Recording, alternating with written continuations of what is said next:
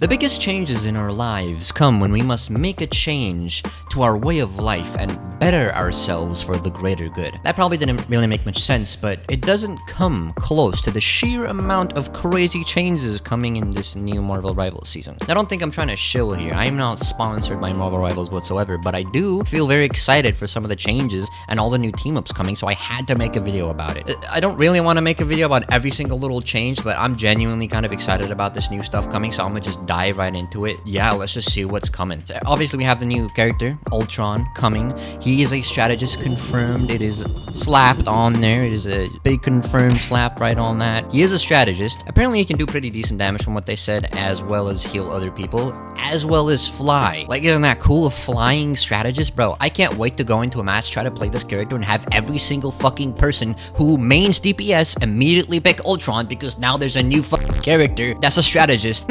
People who never even touched tank ever again in their lives were insta-locking Emma because she just had the massive assets. I think the biggest changes coming to this new season, and ones which I am actually super excited for, is all the new team-up changes. So we got this super cool looking Jeff Tornado team up with Storm, the Jeff Nado. So if you ult at the same time, from what it looks like, you can pretty much just become this entire Jeff sucking tornado and suck everybody into your tornado while doing damage and while keeping them inside of Jeff's ult. It's insane. And other than that, we get a Hawkeye ice arrow, which is going to be probably one of the most annoying things ever. As if there wasn't enough CC in this game, now you're gonna get fucking blasted by an ice arrow, which does more damage the further away you are from shooting it. So yeah, I hope you're prepared for that fun little gimmick. And then a really cool team up actually is the Jeff team up with Venom to suck, blow healing to your homies once you've connected to them with the new team up. You can just give them healing once you're connected to them with this symbiote bond thing. And I think it's more than like 2 people here. They might be able to like connect the whole team.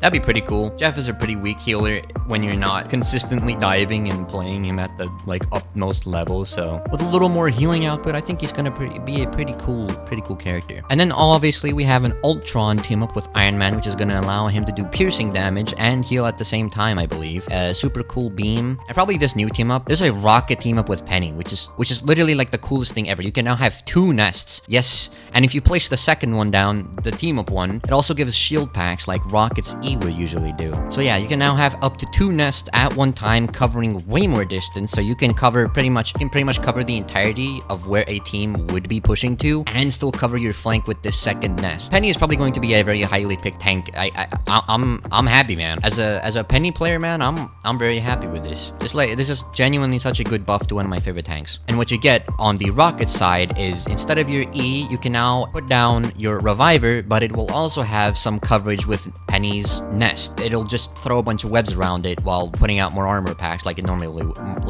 would. So Penny is going to have so much coverage on the field. It is going to be a very annoying thing to play against, but I can't wait because I play Penny. Then there's also a Punisher and Black Widow team up, which will give you piercing on the Black Widow side, so you can, pierce headshots instead of one-shotting them. How cool. Not like you're ever gonna have anybody line up perfectly unless you're pushing or something like that. But yeah. And then probably one of the most notable changes seems to be that Spider-Man will no longer have the Venom team up. Obviously, he's gonna be teaming up with Jeff now for the symbiote bond. So this will be an even bigger nerf to all these Spider-Man one-tricks. I know you guys have received a lot of nerfs, but this one is just gonna be, it's another one down in the bucket, man. Just rest in peace, God rest their soul. There's definitely a lot more that I missed that just weren't as notable, but my homeboy Xiong definitely cooked with a lot of these, I have to admit.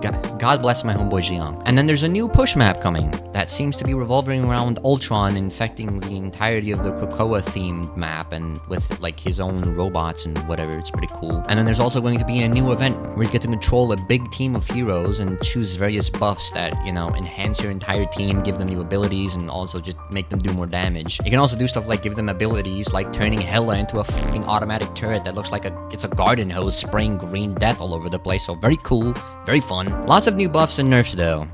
Like they're gonna be nerfing Groot heavily, it seems, because he's just always the most banned character in like every single match I play, as well as other dive characters. So they're definitely kind of cracking down on the fact that you can't just target their back line anymore. It's not just going to be an entire slaughter fest of the back line, which is actually kind of stupid in my opinion, because now it will just let everyone know that, yeah, you can just forget about your back line and your healers, and instead you can just pay attention to the team in front of you, because, you know, you're not really going to be doing anything to the back line anyway. So now you just get to mindlessly push against the other teams. How cool. Very fun and mind-dumbing gameplay incoming, it seems. However, they are nerfing Luna Snow by giving her ultimate a higher energy requirement, which is actually not even that bad. I feel like every single match you go into the game and there's just fucking 40 seconds of ults just going off, and now you're just standing there farming damage because nobody's gonna die when you have 2 Luna ults just here. So as mentioned before, they're gonna be nerfing dive, and which means they're gonna be nerfing Cap's survivability even more. He's literally just gonna become a squishy now. They didn't say how they're gonna be nerfing his survivability. Maybe he's gonna take a little more damage while still having the same HP or something, but they're definitely kind of cracking down on the dive. I don't think it's gonna be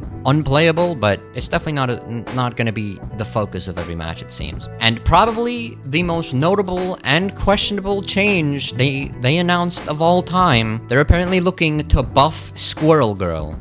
How impeccable. What are we doing, man? Like, god damn, I can't wait to stand on the other side of the defense team, and Squirrel Girl is just standing there menacingly around the corner, just having her fucking squirrel nuts bounce against my face, because she doesn't even have to aim. They buff her damage, I might actually, like, tweak out. They can't buff her damage, because she already does an immense amount of damage. What could they possibly do to make this character even more broken than she already was? I'm definitely tweaking out over the Squirrel Girl.